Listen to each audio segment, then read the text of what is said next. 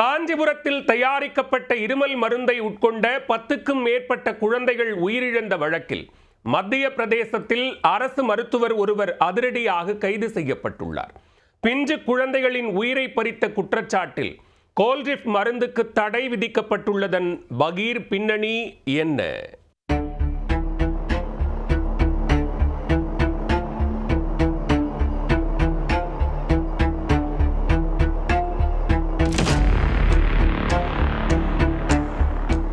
காக்கும் மருந்தே குழந்தைகளின் உயிரை குடித்த சம்பவம் நாடு முழுவதும் பெரும் அதிர்வலையை ஏற்படுத்தியுள்ளது. விவகாரம் பூதாகாரமானதும் உஷாரான மத்திய அரசு அனைத்து மாநில சுகாதாரத்துறை செயலாளர்களுடன் அவசர ஆலோசனை மேற்கொண்டுள்ளது. இருமல் மருந்தில் அதிக நச்சுத்தன்மை கொண்ட டைஎத்திலின் கிளைகால் கலந்தது எப்படி? குழந்தைகளின் உயிருடன் விளையாடியவர்கள் மீது கடும் நடவடிக்கை பாயுமா? மத்திய பிரதேச மாநிலம் சிந்த்வாரா மாவட்டத்தில் கடந்த 2 வாரங்களில் அடுத்தடுத்து குழந்தைகள் சந்தேகத்திற்கு இடமளிக்கும் வகையில் உயிரிழந்தனர். இதேபோன்று ராஜஸ்தான் மாநிலத்தில் சிகார் மற்றும் பரத்பூர் பகுதிகளிலும் காய்ச்சல், சளி, இருமலுக்காக சிகிச்சை பெற்ற பிஞ்சு குழந்தைகள் உயிரிழந்தனர்.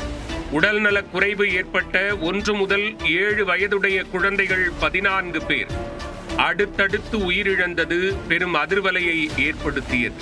சிகிச்சை பெற்ற பின்னர் திடீரென சிறுநீரகம் செயலிழந்ததே உயிரிழப்புக்கான காரணம் என கூறப்பட்டது. இந்த சம்பவத்தை தொடர்ந்து மத்திய பிரதேச சுகாதாரத்துறையினர் தீவிர சோதனையில் ஈடுபட்டனர். இதில் சந்தேகத்தின் பேரில் பல்வேறு நிறுவனங்களுக்கு சொந்தமான இருமல் மருந்துகள் உட்பட 5 மருந்துகள் ஆய்வுக்கு உட்படுத்தப்பட்டன. குறிப்பாக தமிழ்நாட்டில் உள்ள காஞ்சிபுரத்தில் செயல்படும் ஸ்ரீசன் பார்மா நிறுவனம் தயாரிக்கும் கோல்ரிப் என்ற இருமல் மருந்தும் சோதனை செய்யப்பட்டது. அத்துடன் நெக்ஸ்ட்ரோ டிஎஸ் எனப்படும் மருந்தும் ஆய்வுக்கு உட்படுத்தப்பட்டது. அதில் கோல்ரிப் மருந்தில் நச்சுத்தன்மை கொண்ட டைஎத்திலின் கிளைகால் என்ற ரசாயனம் 48.6% அளவில் இருந்தது தெரிய வந்துள்ளது. இது பெயிண்ட் மற்றும் மை போன்ற பொருட்களை தயாரிக்க பயன்படுத்தப்படும் ஒரு வகை ரசாயனம் என கூறப்படுகிறது. இந்த ரசாயனத்தை இருமல் மருந்தில் அதிக அளவில் கலக்கப்பட்டதாக குற்றச்சாட்டு எழுந்துள்ளது. உயிரிழந்த குழந்தைகளின் சிறுநீரக திசுவை சோதனை செய்ததில் டைஎத்திலின் கிளைகால் வேதிப்பொருள் இருந்தது அம்பலமாகியுள்ளது. இதனையடுத்து கோல்ரிப் மற்றும் நெக்ஸ்ட்ரோ டிஎஸ் மருந்துகளுக்கு மத்திய பிரதேச அரசு உடனடியாக தடை விதித்துள்ளது. மேலும் கோல்ரிப் மருந்தில் டைஎத்திலின் கிளைகால் இருந்ததை தமிழ்நாடு மருந்து கட்டுப்பாட்டு இயக்குநரகமும் உறுதி செய்துள்ளது. ஸ்ரீசன் பார்மா நிறுவனத்தில் பேட்ச் 13 தயாரிக்கப்பட்ட கோல்ரிப் உட்பட 5 மருந்துகள் ஆய்வுக்கு உட்படுத்தப்பட்ட நிலையில் அந்நிறுவனத்தின் உரிமம் உடனடியாக ரத்து செய்யப்பட்டுள்ளது. தொடர்ந்து தமிழ்நாட்டில் கோல்ரிப் இருமல் மருந்து விற்பனைக்கு அரசு தடை விதித்துள்ளது.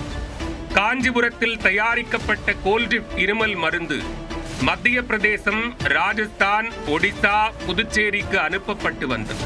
தற்போது இந்த மருந்தில் நச்சுப்பொருள் இருப்பது உறுதியானதால் தமிழ்நாட்டை தொடர்ந்து மத்திய பிரதேசம், ராஜஸ்தான், கேரளாவிலும் கோல்ரிப் மருந்துக்கு தடை விதிக்கப்பட்டுள்ளது.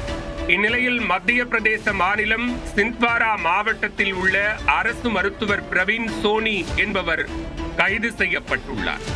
இவர் தனியாக கிளினிக் நடத்தி வந்துள்ளார். தன்னிடம் சிகிச்சைக்காக வந்த குழந்தைகளுக்கு இருமல் மருந்து கொடுத்துள்ளார். இவரிடம் சிகிச்சை பெற்ற குழந்தைகளே அதிக அளவில் உயிரிழந்ததாக குற்றம் சாட்டப்பட்டுள்ளது. அதன் அடிப்படையில் மருத்துவர் பிரவீன் சோனியை கைது செய்து போலீசார் விசாரணை மேற்கொண்டு வருகின்றனர்.